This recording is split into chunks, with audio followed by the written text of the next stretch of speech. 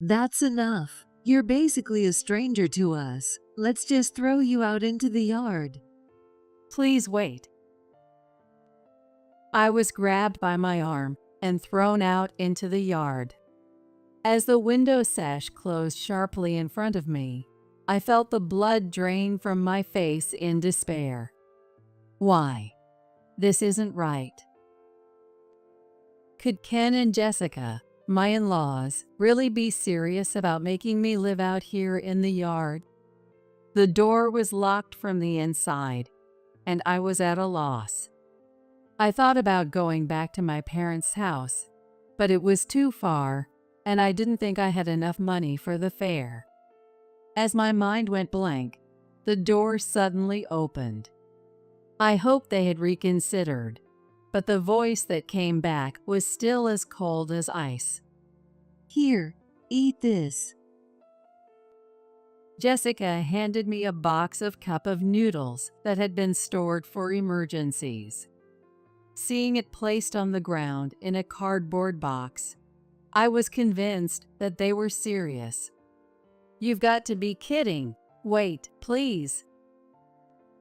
My desperate pleas were futile, and the door was mercilessly closed in front of me. If something happens to me, they'll be the ones in trouble. Maybe if I throw this out, they'll feel compelled to give me real food. In a fit of rage, I thought about throwing away everything inside. I opened the cardboard box somewhat roughly and found it packed tightly with cup noodles. What the? One of them was half open. I hesitantly reached out and picked up the cup of noodles. Wait, this is. My name is Linda Taylor. I'm a homemaker in my 40s. For the past several decades, since I married my husband, there has been something that has always troubled me. That is, hey, Ken, I always tell you to pick up your clothes. The living room was a mess with clothes that my husband, Ken, had taken off just after coming home from work. Ken has a habit of changing his clothes as soon as he gets home from work and just leaving them on the floor. Even now, he was naked on the sofa, scrolling through his phone. And he was laughing out loud while streaming videos at high volume. Perhaps because I interrupted his relaxation time, Ken spoke in a tone that clearly showed he was annoyed. It's not a big deal. It's not bothering anyone. It bothers me. Huh? Why are you getting upset over something like this? No one likes a hysterical old lady these days. What are you going to do if you get even more wrinkles on your face? His unwarranted verbal abuse made me frown. Yes, I had grown completely weary of his condescending tone and attitude. But the problem wasn't just that. It's really a small thing. Just put your clothes in the laundry basket. Ugh, this is why I hate how nagging women can be. You're dependent on my earnings, yet do you realize you couldn't live properly without me? As Ken continued to complain, he suddenly raised his voice and called out to someone. Dad, Linda's telling me to pick up my clothes myself. Wait a minute. Since it's a detached house, it probably won't bother the neighbors like in an apartment, but the loud voice still echoed. Proving this, heavy footsteps approached from the hallway, and the living room door was swung open somewhat violently. It was my father-in-law, Ronald. Ronald growled in a low voice from his throat and glared at me with a sharp gaze. That's supposed to be your job. Then, like the sound of an explosion, his voice hit my eardrums. All I could do was shrink a little under his intimidating presence. Listen up. You married into this family, so you just need to obey your husband. That's how it is for women. Don't bother me or Ken with such trivial matters. I'm sorry. At this point, all I could do was bow my head and apologize. Ken looked on, grinning at me. Ken's dad, Ronald, is a very traditional, old-school man. Whenever I try to talk about household chores or Ken's behavior, he would snap, "You don't need to think about that." It wasn't rare for him to raise his hand, and I had reflexively learned to make myself smaller. Ken had already shifted his interest back to a video on his smartphone, not looking at me. I felt gloomy, thinking I had to wait quietly until Ronald's anger subsided, when I was suddenly called upon by another person. Hey, Linda, didn't I tell you not to use ham in the cooking? It was Jessica, my mother-in-law, speaking from the kitchen where I had just finished preparing dinner. It contains sodium metabisulfite, you know? It's not good for your health. And get rid of that strange device Ken brought home quickly. It emits electromagnetic waves that shrink our brain. A famous author said so. Jessica wasn't like Ken, who twisted logic, nor was she like Ronald, who yelled. However, she was certainly not on my side. Even now, she sighed while holding special aluminum foil that supposedly blocks electromagnetic waves reaching the brain. Jessica had fallen for what they call conspiracy theories. I'm sorry, Jessica, but we need to get our protein. There you go again. Where is the fish from? Did you check the source? And the additives too. Jessica was overly sensitive to the effects of electromagnetic waves and harmful food additives. Because of this, cooking took much more effort than usual. Jessica would check every ingredient on food labels and restrict their use in cooking. Thus, the meals at the Taylor house could hardly be considered healthy. As I felt hopeless about the wasted ingredients, Jessica seemed to remember something. By the way, you said before, didn't you, Linda? Ken is always eating out. You must be jealous, right? It seemed that Ken had overheard her words. Huh? Jealous? Ken, who had been engrossed in his video, turned around irritably. I'm going out for work, you know? It's not like I just have to do household chores like you. That's not what I meant. You're living off my earnings, and yet you dare to act so high and mighty? While saying this, Ken glanced at Ronald, who looked displeased. Realizing what he was trying to do, all I could do was desperately apologize. I'm sorry. As a homemaker, it's true that I rely on Ken for our daily living. My finances are controlled by the allowance Ken gives me, and he quickly cuts the amount if he dislikes something. Satisfied with my trembling, apologetic demeanor, Ken said, "You can't do anything without me," and threw something at me. As a punishment, you're having this for dinner tonight. What rolled to my feet with a light sound was a cup of noodles. This is just. I'm the one who prepares the meals every day at the Taylor house. Housework is by no means easy, but I couldn't talk back, only remaining silent. In this house, I have no freedom.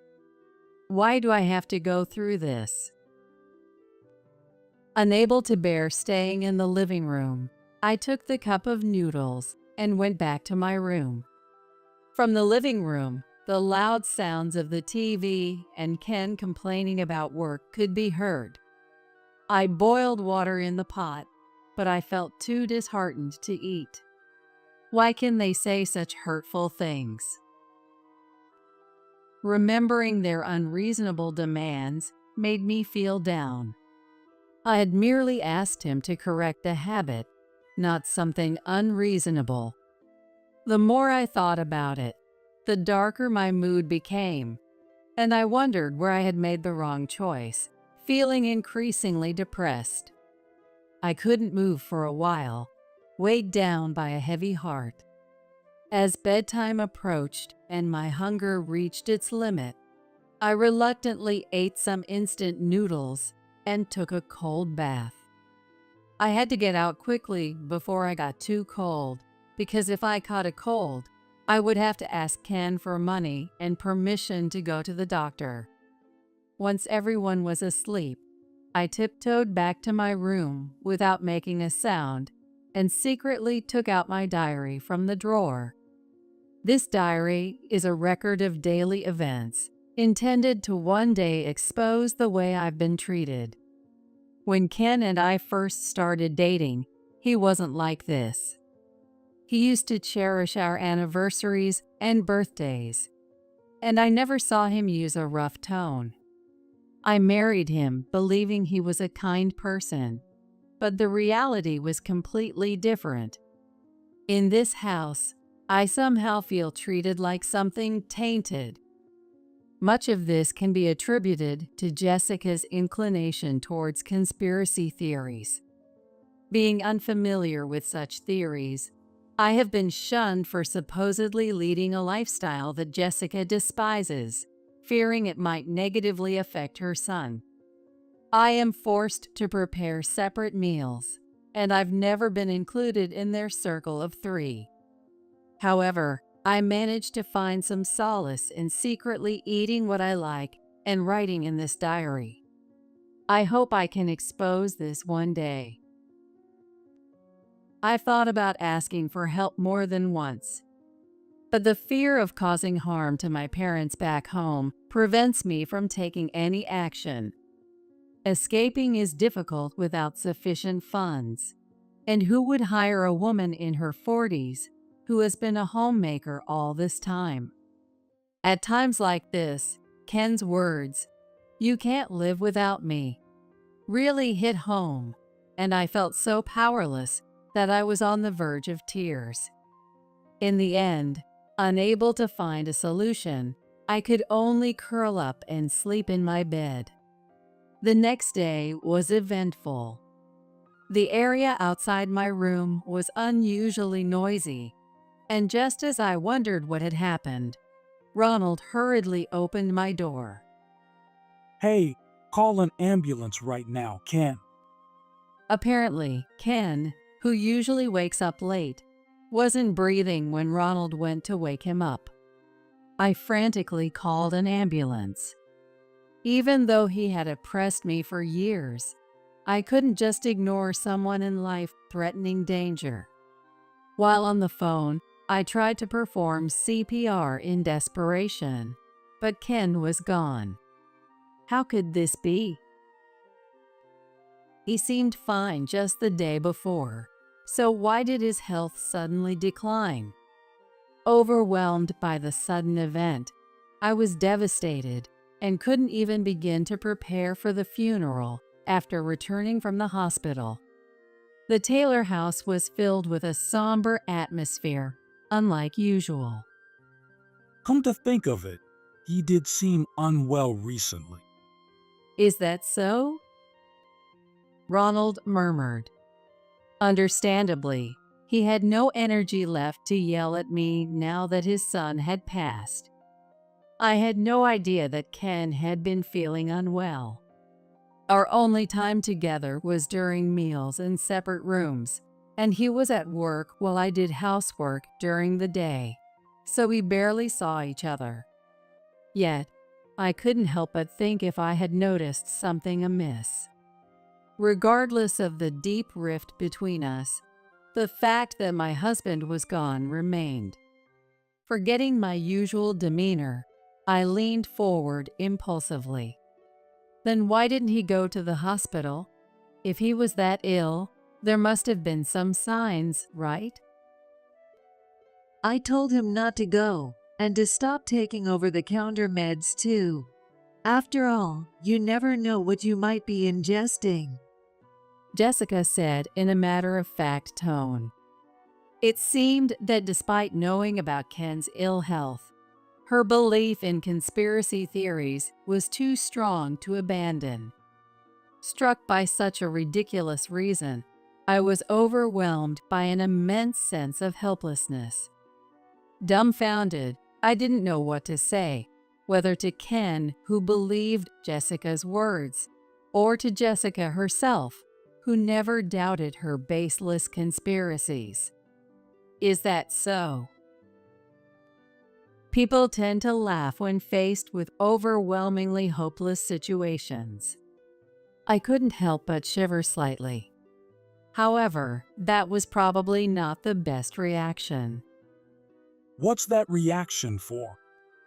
A voice so low it seemed to resonate from the depths shook my eardrums. I startled and looked up. Oh, this isn't. What do you mean it's not? You just laughed, didn't you? Are you the kind of person who laughs at her husband's misfortune? I'm sorry. I didn't mean it like that. I was just thinking about Ken. I had completely done the unnecessary. Perhaps my emotions weren't functioning properly in the face of sudden misfortune. But it was too late to take it back, and Jessica's cold voice pierced through me. No excuses. You laughed. That's a fact. Don't tell me you poisoned him. No, I didn't do anything like that. I shook my head frantically, on the verge of tears. Indeed, there was every reason to suspect me since I had been treated harshly by Ken. Although most of the meals were dictated by Jessica, I was the one who prepared their food. That's enough. Without Ken, you're nothing more than a stranger. Let's just throw you out in the yard. Exactly. Don't think you can ever come back inside. Please wait. Ronald grabbed my arm, and I was literally thrown out into the yard. The window sash snapped shut in front of me, and I felt the color drain from my face in despair. Why? This isn't right. Living in the yard was no joke. The door was locked from the inside, and I panicked, wondering if they were serious. How could I expose them if I couldn't even retrieve my diary? I thought about going back to my parents' house, but it was a considerable distance from here. I doubted I had enough money for transportation. As my mind went blank, wondering what to do, the door suddenly opened. Jessica? Throwing me out into the yard wouldn't look good to the neighbors either. Hoping she had reconsidered, I asked expectantly, but the voice that returned was still as cold as ice. Don't call me so casually. After all, it would be troublesome for us if something happened. Here, eat this. It's full of additives, though. And what was handed to me was a box of instant noodles that had been stored for emergencies. Seeing it placed on the ground in a cardboard box, I was convinced that they were serious. You must be kidding. Please wait. After all, there was no way to boil water or a kitchen in the yard, so eating properly was out of the question. But my desperate pleas were in vain, and the door was mercilessly closed in front of me. I stood there dumbfounded for a moment. But as time passed, I began to feel anger boiling up from within. I can't stand this anymore. What had I done to deserve this? It was true that laughing was my mistake, but they won't listen to a word I say. They don't even try to hear me out. They have never been. There was no freedom for me here. Anything they didn't want was simply eliminated. Talking was useless with someone who had no intention of listening. If something happens to me, they'll be in trouble. Maybe if I throw this out, they might be inclined to give me proper food. In frustration, I thought about throwing out all the contents of the instant noodles. It seemed wasteful, but continuing to live on instant noodles was out of the question. As I opened the cardboard box somewhat roughly, I found the packed noodles. Wait, this one's open. There was just one, the lid halfway open. I clenched my fist, a bad feeling gripping me. Could this also be one of their ways to harass me?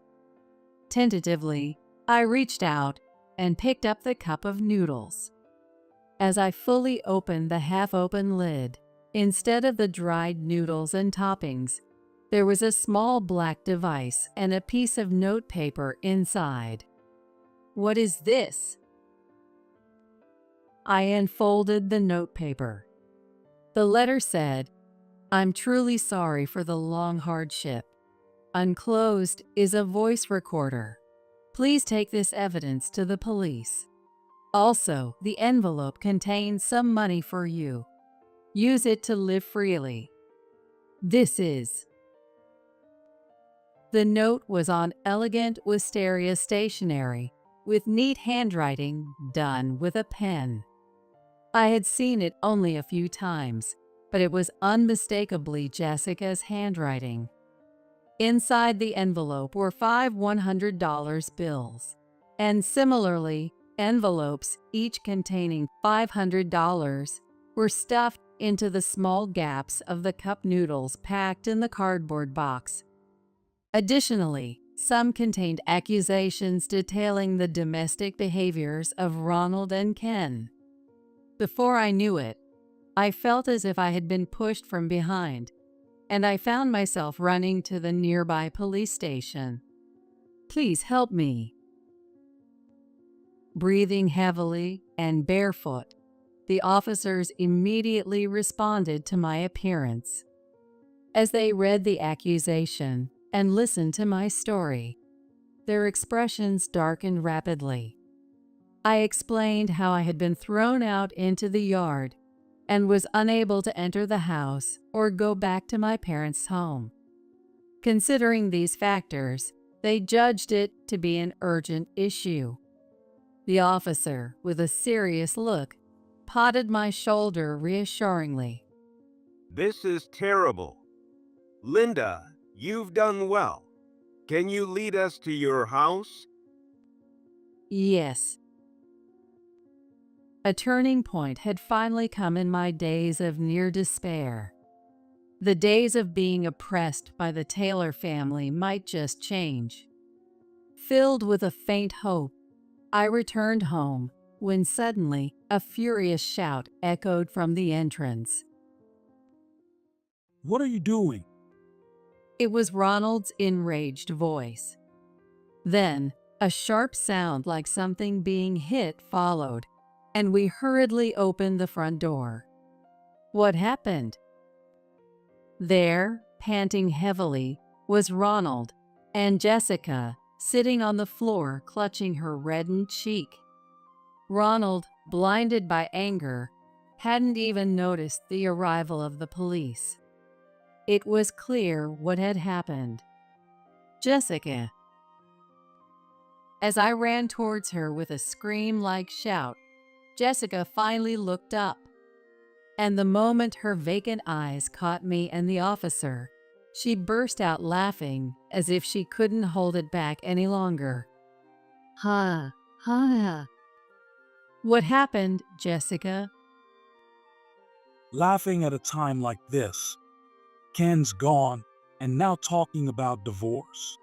Don't joke around. Amid the strange behavior of both, a crumpled divorce paper lay on the floor. Could it be that Jessica had confronted him with it?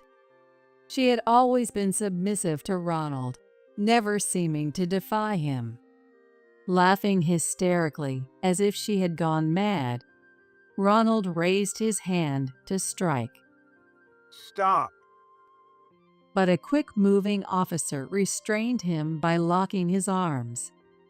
Only then did Ronald seem to realize that the police were present. As his complexion turned pale, Jessica started laughing again. Ha ha. What really happened, Jessica? Her increasingly unusual demeanor left us all frozen, unable to move. I tentatively called out, trying to gauge the situation. Jessica, flushed with excitement and still smiling, blurted out, Finally, it's over for you. What do you mean? Ronald, receiving an empty stare, squeezed out a voice as if shaken. Not giving Ronald a moment to compose himself, Jessica continued. Right now, you can't move, can you? You want to hit me, but you can't, right? Do you know why? Because that officer over there has more power than you. Linda and I have felt the same way you feel now for a long time. What? I've been waiting for this day to come for so long. I was too shocked to form coherent words. The statement Jessica had just made was clearly considerate of me. Jessica suddenly stopped laughing, and her face went blank. You always do this. If something displeases you, you raise your hand immediately, and you're not satisfied unless others behave exactly as you want. Dialogue is out of the question. You think it's only natural for those weaker than you to follow your commands, and for you to be supported by others.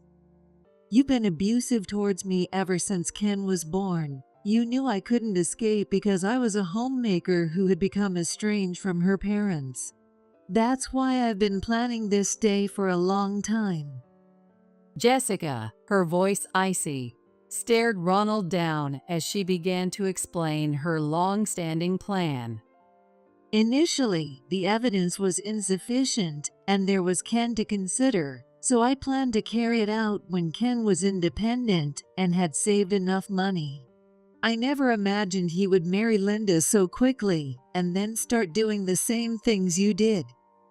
Ken was more cowardly than you, but also more cunning. I pretended to be a crazy conspiracy theorist, feeding you unhealthy meals on purpose. Hearing this, I realized something. Indeed, as a homemaker tasked with caring for Ronald and Jessica, I was responsible for preparing meals for the three of us. I followed Jessica's preferences for avoiding additives and foreign products, resulting in meals that were hardly what one would consider healthy. But Jessica, who disliked me, always said, "I don't want to eat the same food as you," and made me cook different meals for myself. So, I cooked as I pleased and ate what I liked. If what she said was true, was it all an act? And if so, had Jessica intentionally excluded me from her plans all along? It was a long battle, but then Ken turned out exactly as I had planned. Surely his daily overwork and poor diet took their toll. Jessica paused, perhaps thinking of her son, her voice dropping for a moment. However, she quickly began to laugh as if ignited. But now Ken's inheritance can be given to Linda. You and I are going to hell together. Ha ha. Ronald seemed unable to say anything more. He stared wide-eyed at Jessica, who was laughing like a mad woman. You always acted like a king at home, but do you see now? You were so powerless. It wasn't just me who had suffered. Jessica had suffered and endured far longer than I had, and today she had reached the culmination of her struggles. Indeed, she had been fighting throughout her life, even though it twisted her existence. We'll be going now. You both will accompany us to the station. We'll discuss everything there. The officer said quietly. Ronald no longer raised his voice in anger. It was as if all the energy that had driven him until now was gone, and he hung his head in defeat. As he was led away by the police officer, he said in a barely audible voice. I'm sorry. However, Jessica responded with a voice that sounded like a mix of laughing and crying. Apologizing now, what good does it do? And so, we walked quietly to the police station, none of us uttering a single word. Ronald readily admitted to everything documented in the accusation and recorded on the voice recorder regarding the situation inside the Taylor household. As a result, it was determined that Ken's sudden health change was not accidental, but planned, indicating criminal activity. Of course, Jessica was identified as the perpetrator. After all was said and done, Jessica, who had seemed spiteful and had laughed maniacally, became meek, as if all her previous behavior had been a facade. Linda, I'm truly sorry for involving you in my plan. No, please don't apologize.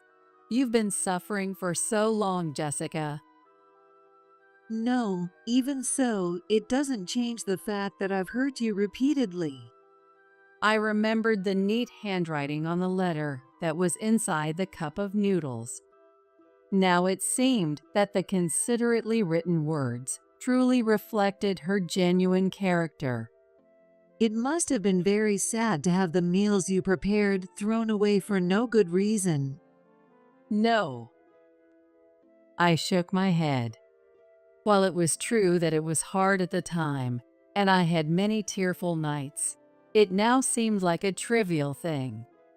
It wasn't about forgiving or not forgiving. I just thought that we deserved to be released from it. It's okay now. It's all over. Then, 10 years passed. Today is Jessica's birthday. Since then, having gathered the courage to start working, I was fortunate to find a warm workplace and am leading an independent life. And today, I had quietly saved up some of my salary to take Jessica on a little trip. Look, Jessica, the wisteria flowers are beautiful. After the events at the Taylor household settled down, Jessica had fallen ill. Pushing her wheelchair, which had become essential for her mobility, we walked under an arch bursting with magnificent wisteria blossoms. Yes, they are beautiful. Jessica seemed to be enjoying this thoughtful trip. After all that had happened with the Taylor family, I had decided to support Jessica.